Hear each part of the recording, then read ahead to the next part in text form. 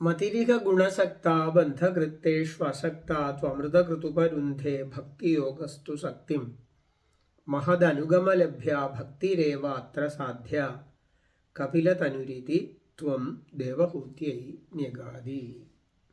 ശ്രീമദ് നാരായണീയത്തിൽ 15ാമത്തെ ദശകം കപിലോപദേശം.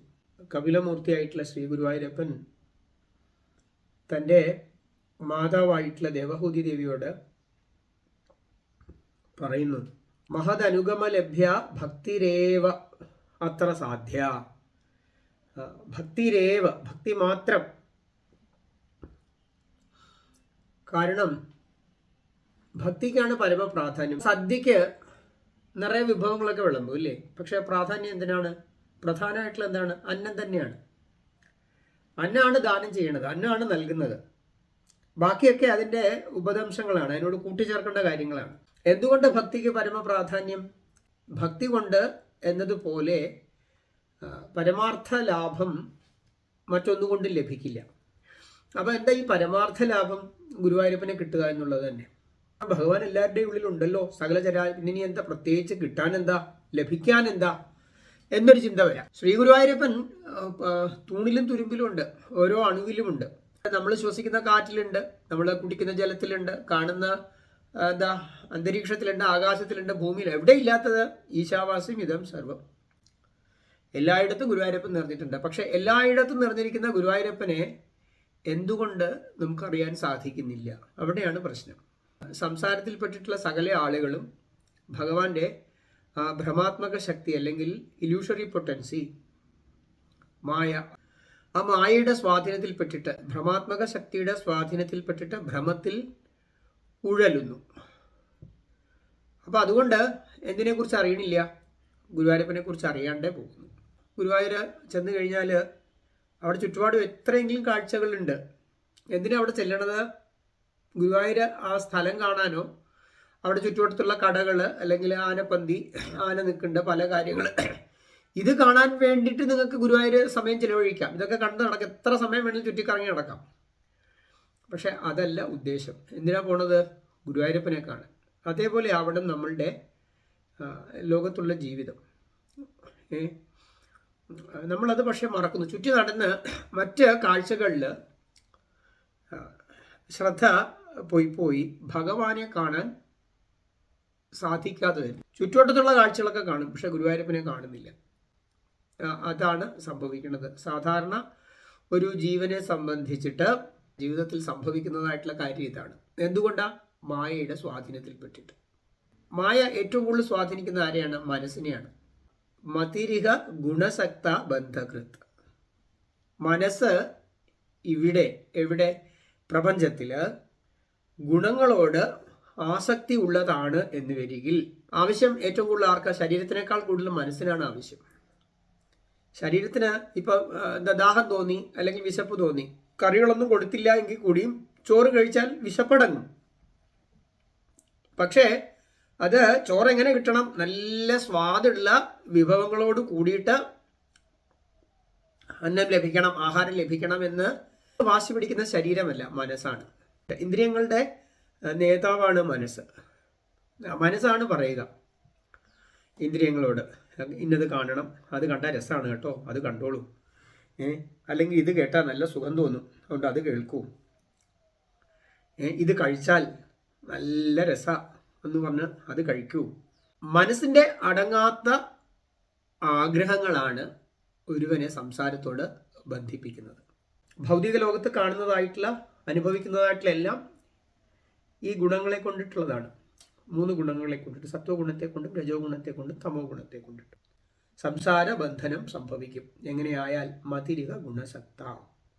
ഇതേ മനസ്സ് തന്നെ ഈ ഗുണങ്ങളോട് കൂട്ടുകൂടാതെ ഇരുന്നാലോ? അമൃതകൃത്താണ്. അമൃതത്തെ അമൃതാനുഭവത്തിലേക്ക്, നമ്മൾ പറയില്ലേ, മൃത്യോർമ അമൃതം ഗമയ. സംസാരത്തോടുണ്ടാകുന്നതായ ബന്ധത്തിനും സംസാരത്തിൽ നിന്നുണ്ടാകുന്നതായ മോചനത്തിനും കാരണം ആരെന്നെയാണ്? മനസ്സാണ് എന്നർത്ഥം. ഉപരുന്ധേ ഭക്തിയോഗസ്തു സക്തി. ഭക്തിയോഗം എന്താ?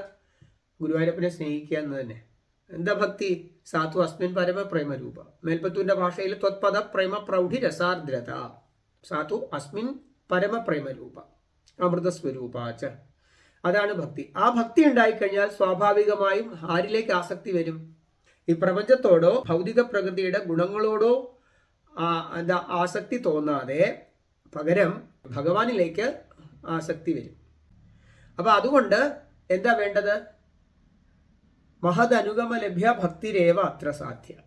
മഹാന്മാരെ പിന്തുടർന്നാൽ ഭക്തി ലഭിക്കുന്നതാണ്. മഹാന്മാര് എന്ന് പറയുമ്പോഴാരാ?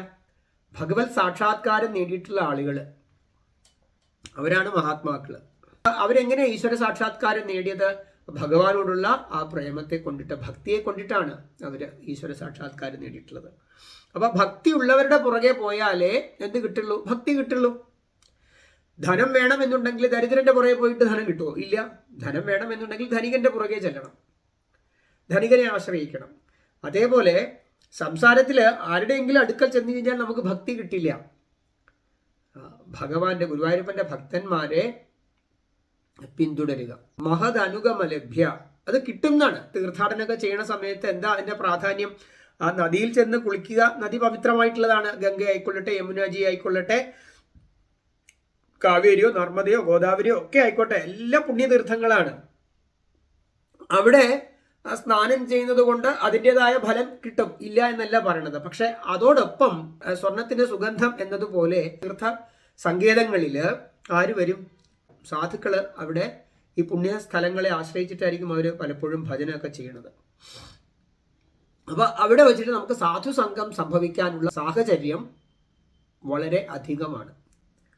അതാണ് ഈ തീർത്ഥാടനത്തിന്റെ പ്രധാനമായിട്ടുള്ള ഒരു ഉദ്ദേശം തന്നെ. ഭക്തന്മാരെ പിന്തുടർന്നാൽ ഭക്തി കിട്ടും. മഹദനുഗമ ലഭ്യയായിട്ടുള്ളതാണ് ഭക്തി. മേൽപ്പത്തിൽ തന്നെ പറയും, ഭക്തിയിൽ ഉത്പത്തി വൃദ്ധി തവ ചരണജുഷാം സംഗമേനൈവ പുംസാമാസാദ്യേ. ഭക്തിയുടെ ഉത്പത്തിയും അഭിവൃദ്ധിയും രണ്ടും ഉണ്ടാവണം. ഭക്തി ഉണ്ടാവണം, അതിന് അഭിവൃദ്ധി ഉണ്ടാവണം. മനസ്സിലായില്ലേ? അപ്പൊ ഭക്തിയിൽ ഉത്പത്തി വൃദ്ധി എങ്ങനെയാ? തവ ചരണജുഷാം സംഗമേനൈവ. ഭക്തന്മാരിൽ നിന്ന് മാത്രമേ എന്ത് കിട്ടുള്ളൂ? അതുകൊണ്ട് മാത്രമേ അത് കിട്ടുള്ളൂ എന്നാണ് പറഞ്ഞിരിക്കുന്നത്. തവ ചരണജുഷാം സംഗമേനൈവ. അതല്ലാതെ വേറൊരു മാർഗം ഇല്ല ഭക്തിയുടെ ഉൽപ്പത്തിക്കും അഭിവൃദ്ധിക്കും. സകല ശാസ്ത്രങ്ങളും ഇതിഹാസങ്ങളും പുരാണങ്ങളും എല്ലാം ഒരേപോലെ പ്രകീർത്തിക്കുന്നത് എന്താണ്? സാധുസംഘം. പ്രേമാഞ്ജന ചുരിത ഭക്തി വിലോചനേന. പ്രേമാഞ്ജനം പുരണ്ടതായിട്ടുള്ള ആ ഭക്തിയുടെ നേത്രങ്ങളെ കൊണ്ട് തങ്ങളുടെ ഹൃദയത്തിൽ നിരന്തരം ശ്രീ ഗുരുവായൂരപ്പനെ കണ്ട് അഭിരമിക്കുന്നവരായിട്ടുള്ള കൂട്ടര്, അവരാണ് മഹാത്മാക്കൾ, അവരാണ് സാധുക്കൾ. അവരെ പിന്തുടർന്നാൽ, കാരണം അവര് ഭഗവാനോടുള്ള ആ പ്രേമത്തിന്റെ നിറകുടങ്ങളാണ്. അപ്പൊ അവരെന്ത് തരും? അവരുടെ അടുത്ത് നിന്ന് ഇത് കിട്ടുള്ളൂ. മഹദ് അനുഗമ ലഭ്യ ഭക്തി. അപ്പം മഹാന്മാരെ അനുഗമിച്ചു കഴിഞ്ഞാൽ ഭക്തി കിട്ടും. ആ ഭക്തി ഒന്ന് മാത്രമാണ് അത്ര സാധ്യമായിട്ടുള്ളത്. അല്ലാതെ നമ്മൾ സാധാരണഗതി ജനിച്ചു കഴിഞ്ഞാൽ നമ്മൾ എന്താ വിചാരിക്കുക? ജീവിത വിജയം എന്ന് പറഞ്ഞു കഴിഞ്ഞാൽ എന്താ? ആവശ്യം പോലെ ധനം സമാർജിക്കുക, വലിയ വലിയ പദവികളിലൊക്കെ കയറിയിരിക്കുക, ഇങ്ങനെ ലക്ഷക്കണക്കിന് പതിനായിരക്കണക്കിന് കോടിക്കണക്കിന് ആൾക്കാർ ഇങ്ങനെ അനുയായികളായിട്ടിരിക്കുക, എന്നിട്ട് അവരെയൊക്കെ ഇങ്ങനെ നിയന്ത്രിച്ച് അവരുടെയൊക്കെ മുന്നിൽ അങ്ങനെ ഗംഭീരമായിട്ട് നടക്കുക. ഇതൊക്കെയാണ് ജീവിത വിജയം എന്ന് കരുതുന്നത്. ഗുരുവായൂരപ്പൻ തന്നെയാണ് ഇത് പറയണതേ. അപ്പൊ ഗുരുവായൂരപ്പനെ കുറിച്ച് ആർക്കാ നന്നായിട്ട് അറിയണത്? ഗുരുവായൂരപ്പൻ തന്നെയാണ് മറ്റുള്ളവരെക്കാൾ. അപ്പൊ ഭഗവാന്റെ വാക്കുകൾക്ക് വേണം നമ്മൾ പരമ പ്രാധാന്യം കൊടുക്കാൻ. ഭാഗവതത്തിനും ഭഗവത്ഗീതയ്ക്കും ഒക്കെ തന്നെയാണ് പരമ പ്രാധാന്യം. കാരണം ഭഗവാൻ നേരിട്ട് ഭഗവാനെ കുറിച്ച് പറയുന്ന കാര്യങ്ങളാണിത്. അതിന് തന്നെ നമ്മൾ പരമ പ്രാധാന്യം കൊടുക്കണം. അതാണ് ശങ്കരാചാര്യ സ്വാമികൾ പറഞ്ഞത്. ഏകം ശാസ്ത്രം ദേവകീ പുത്ര ഗീതം എന്ന് ശങ്കരാചാര്യ സ്വാമികൾ പറഞ്ഞിട്ടുണ്ട്. ഒരൊറ്റ ശാസ്ത്രമേ ഉള്ളൂ, 100,000 ശാസ്ത്രമൊന്നുമില്ല. എന്താ ദേവകീ പുത്ര ഗീതം? കാരണം എന്താ? അത് ഭഗവാൻ. ഗീത സുഗീത കർത്തവ്യ. എന്താ കാര്യം? ഈ മന്യൈ ശാസ്ത്ര വിസ്തരൈ യാ സ്വയം പത്മനാഭസ്യ മുഖപത്മാത് വിനിസൃത. ഭഗവാൻ പറയുന്ന വാക്കുകളെ അനുസരിക്കുക. അപ്പൊ ഇവിടെ ഭഗവാൻ എന്താ പറഞ്ഞിരിക്കുന്നത്? മഹദ് അനുഗമ ലഭ്യ ഭക്തിരേവ അത്ര സാധ്യ. ജീവിതത്തിന് അവസാനം വരുന്നതിന് മുന്നേ എന്ത് നേടിയിരിക്കണം? ഭക്തി നേടിയിരിക്കണം. ആ ഭക്തി എങ്ങനെയാ കിട്ടുക?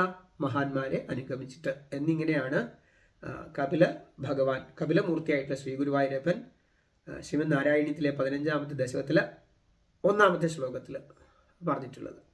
രാധേ രാധേ.